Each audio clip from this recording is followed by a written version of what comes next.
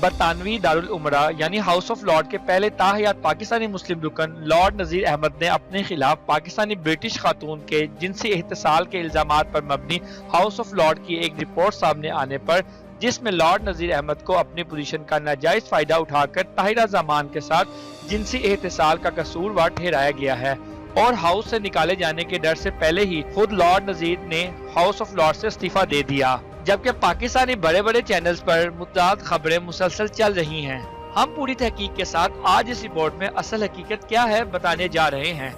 آزاد کشمیر میں پیدا ہونے والے نذیر احمد بچپن میں ہی اپنے والدین کے ہمراہ برطانیہ آ کر رادرم میں آباد ہوئے اور اپنی تعلیم یہیں مکمل کی۔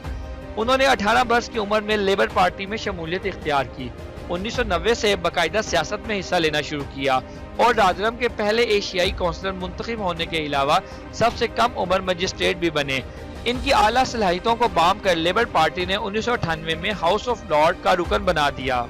ہاؤس کی ضابطہ اخلاق کمیٹی کی رپورٹ طاہرہ زمان کی 2017 میں دائر کی گئی اس شکایت پر مبنی ہے، جس میں الزام عائد کیا گیا تھا کہ لارڈ نذیر احمد نے ان کی مجبوری کا فائدہ اٹھا کر ان کے ساتھ جنسی تعلقات قائم کیے تھے۔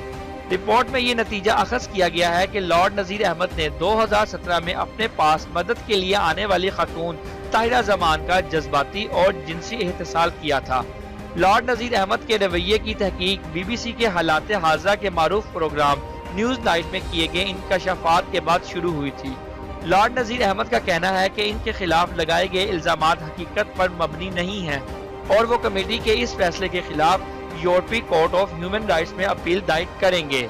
لارڈز کی ضابطہ اخلاق کمیٹی اس نتیجے پر پہنچی ہے کہ لارڈ نذیر احمد نے یہ جانتے بوجھتے کہ طاہرہ زمان ذہنی دباؤ اور اضطراب کا علاج کروا رہی تھی، ان کی مجبوری کا فائدہ اٹھایا۔ برطانوی دارالعمرہ کی اسٹینڈرڈ کمشنر لوسی سکاٹ نے کہا ہے کہ ان حالات میں ان کے خلاف لگائے گئے الزامات کی نوعیت مزید سنگین ہو جاتی ہے۔ 43 سالہ طاہرہ زمان نے بی بی سی کے حالات حاضرہ کے پروگرام نیوز نائٹ کو بتایا تھا کہ میں مدد کی تلاش میں تھی، لیکن انہوں نے مجبوری کا فائدہ اٹھایا اور اپنی حیثیت کا غلط استعمال کیا۔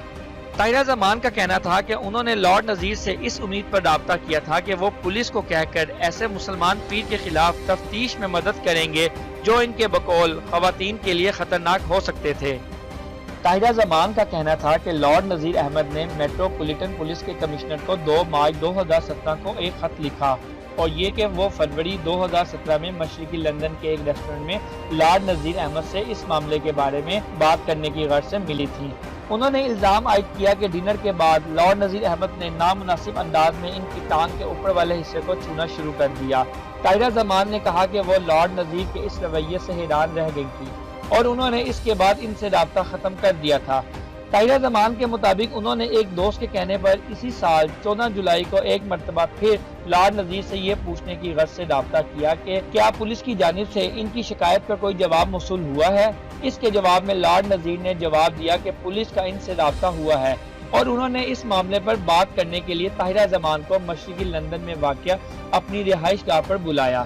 طاہرہ زمان نے گزشتہ برس نیوز نائٹ کو بتایا تھا کہ لارڈ نذیر نے ان سے کہا تھا کہ وہ ایک خوبصورت خاتون ہے۔ اس کے بعد سپتمبر 2017 کی اسی شام دونوں نے ہم بستری کی۔ کمشنر فار سٹینڈرز نے اس بیان سے یہ نتیجہ اخذ کیا، میرے خیال میں اس کا غالب امکان ہے کہ طاہرہ زمان لارڈ نذیر احمد کی دعوت پر ان کے گھر اس مقدمے کے حوالے سے پولیس کے ساتھ ملاقات کی پیشکش پر بات کرنے کے لیے گئی تھیں، تاہم ان کی نیت ان کے خدشات پولیس تک پہنچانے کی نہیں تھی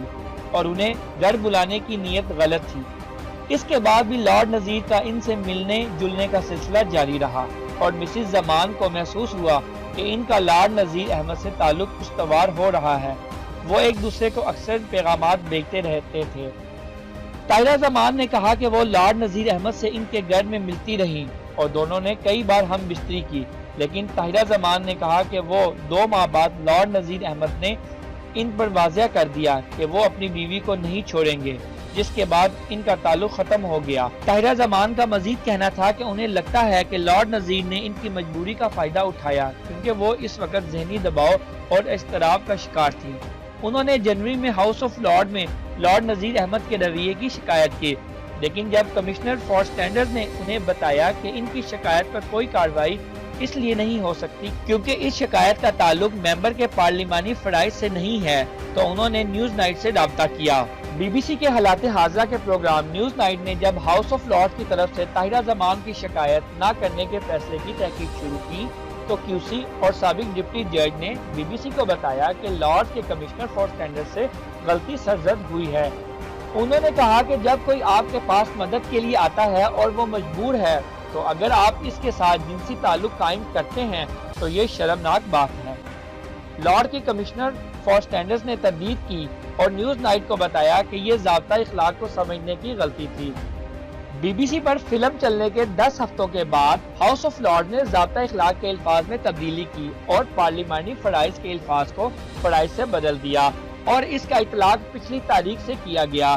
طاہرہ زمان نے ایک بار پھر اپنی شکایت درج کرائی جس کے بعد تحقیقات کا آغاز ہوا۔ ہاؤس آف لارڈز کی رپورٹ آنے کے بعد طاہرہ زمان نے کہا کہ میں بہت خوشی اور اطمینان محسوس کر رہی ہوں۔ انہوں نے کہا کہ میں مسلسل اپنے آپ کو یہ بتانے کی کوشش کر رہی ہوں کہ جو میں چاہتی تھی وہ مجھے مل گیا، میں انصاف چاہتی تھی۔ لارڈ نذیر احمد نے کہا کہ وہ اس رپورٹ کے نتائج سے بہت مایوس ہیں جو غلط اور غیر منصفانہ تحقیقات کا نتیجہ ہے۔ انہوں نے کہا میرا ہمیشہ یہ موقف رہا ہے کہ اس شکایت میں لگائے گئے الزامات جھوٹے ہیں۔ انہوں نے کہا کہ وہ اس فیصلے کو یورپی کورٹ آف ہیومن رائٹس میں چیلنج کریں گے۔